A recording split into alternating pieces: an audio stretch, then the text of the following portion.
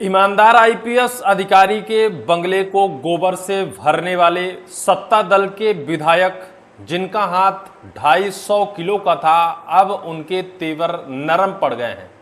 उनके ऊपर भारतीय जनता पार्टी का हंटर पड़ा है।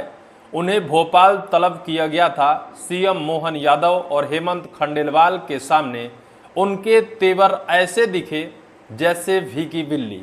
विधायक जी के ऊपर भारतीय जनता पार्टी का हंटर चला है और अब उनके बयान सुनने लायक हैं। उन्होंने एक आईपीएस अधिकारी को धमकी दी थी। आईपीएस अधिकारी ने अपनी कार्यवाही की थी उनके बेटे के खिलाफ, क्योंकि उनके बेटे के गाड़ी में ब्रेक नहीं था। ब्रेक के साथ उनकी गाड़ी में नंबर प्लेट भी नहीं था, क्योंकि नंबर प्लेट की जगह पर विधायक लिखा था। और जिसकी गाड़ी में विधायक लिखा हो उसे देखकर, वो भी बीजेपी का विधायक हो, उसे देखकर लोगों को सड़कें छोड़ देनी चाहिए थी। क्योंकि यह विधायक के बेटे ने ही कहा था कि मैंने हॉर्न बजाया, सायरन बजाया, लोगों ने सड़कें नहीं छोड़ी, तो इसमें मेरी क्या गलती है। लेकिन लोगों ने नहीं छोड़ा था और फिर विधायक के बेटे ने उन्हें कुचल दिया था। तकरीबन 5 लोगों को उसने ठोकर मारी थी। इसके बावजूद भी उसके तेवर ऐसे थे जैसे उसने कुछ किया ही ना हो, क्योंकि ठोकर मारने के बाद उनकी मदद करने के बजाय वो जिम सेंटर में जाकर कसरत करने लगते हैं। वीडियो सामने आने के बावजूद भी उनके तेवर सख्त। रसूखदार विधायक के बेटे थे। दबाव जब चारों तरफ से बढ़ा तो बीजेपी के विधायक ने अपने बेटे के ऊपर कार्रवाई करने का पुलिस को सोशल मीडिया के माध्यम से निर्देश दिया कि जनता सर्वोपरि है, सत्ता दल के विधायक के बेटे हैं, तब भी उनके ऊपर कार्रवाई की जाए। कार्रवाइयां भी की गई। लेकिन आईपीएस आयुष जाखड़ ने उन्हें बुलाकर कहा था कि अगर आपकी गाड़ी में ब्रेक नहीं है या फिर आपकी गाड़ी में नंबर प्लेट नहीं है, नियम कानून को दरकिनार कर अगर आप चलते हैं, तो फिर करेरा क्षेत्र में आप दिखना नहीं और ना तो यहाँ से आप चुनाव या फिर राजनीति करना। इसी को लेकर बीजेपी के विधायक प्रीतम लोधी, जो पिछौर से भारतीय जनता पार्टी के एक विधायक हैं, उनका गुस्सा 7वें आसमान पर पहुंच गया था और फिर उन्होंने शब्दों की मर्यादा ही लांघ गए। वो सब कुछ कह दिया जो उन्हें नहीं कहना चाहिए था। उन्होंने कहा था कि आईपीएस अधिकारी के बंगले को हम 10,000 पब्लिक लेकर जाएंगे और गोबर से भर देंगे।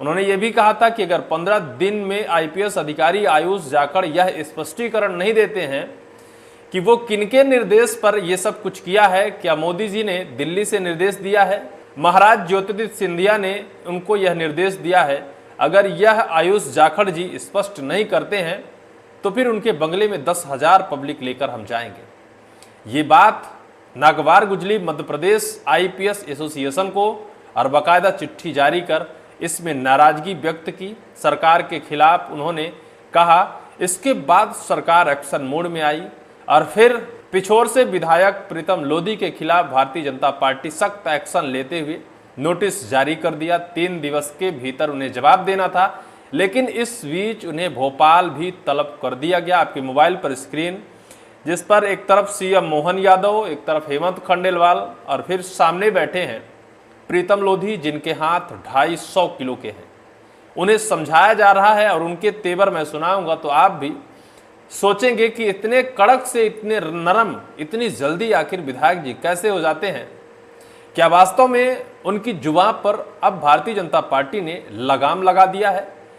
क्या वास्तव में हंटर इतना जबरदस्त है कि इतने कड़क विधायक अचानक से इतने नरम कैसे हो जाते हैं कि माफी तक बात पहुंच जाती है और ये तक कह देते हैं कि कुछ हमने शब्दों की मर्यादा लांघी है, कुछ शब्दों का चयन हमारा गलत था। अगर किसी अधिकारी को ठेस पहुंचा है तो इसके लिए हम खेद व्यक्त करते हैं। आपको हम दैनिक भास्कर की खबर दिखाते हैं। सीएम के सामने बदले विधायक लोधी के सुर, कहा गलती हो गई।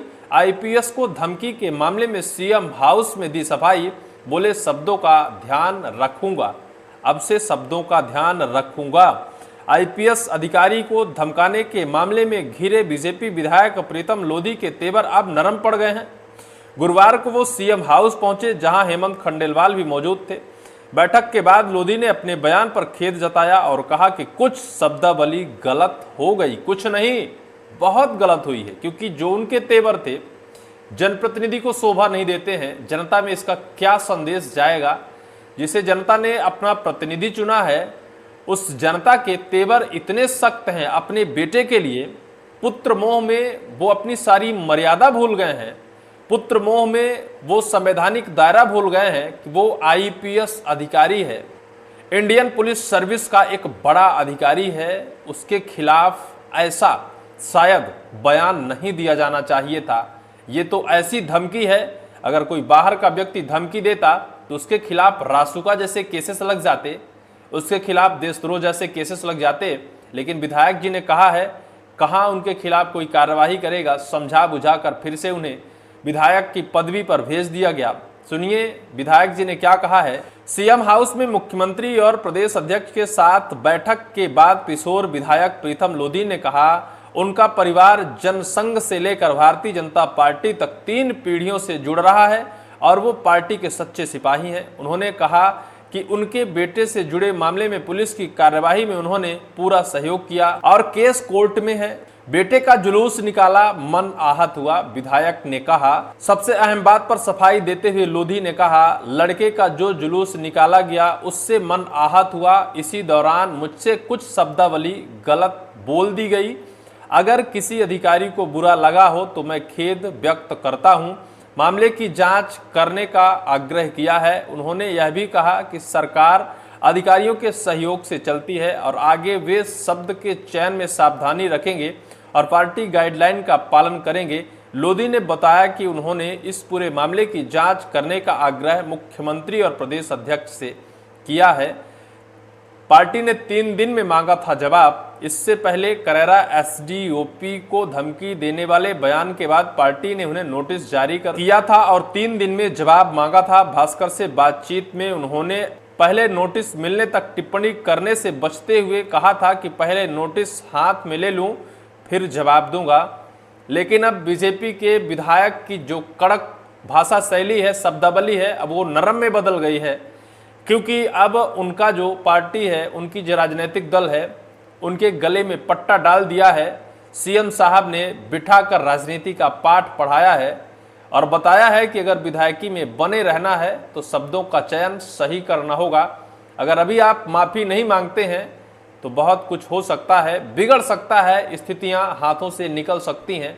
शायद यही वजह होगा कि पिछोर से बीजेपी के विधायक, बड़बोलापन आईपीएस अधिकारी को धमकी देने वाले विधायक प्रीतम लोधी के तेवर अब नरम पड़ गए हैं। अब उन्होंने अपनी गलती पर सफाई दी है, माफ़ी मांग ली है, बाकायदा जांच के मांग की है माननीय मुख्यमंत्री मोहन यादव जी से। देखना अत्यंत दिलचस्प होगा क्या इसमें जांच होती है, क्या आईपीएस एसोसिएशन संतुष्ट है इस माफ़ी के बाद, ये तो अब आने वाले वक्त पर ही साफ होगा। फिलहाल जो कुछ भी हुआ है दुर्भाग्यपूर्ण है।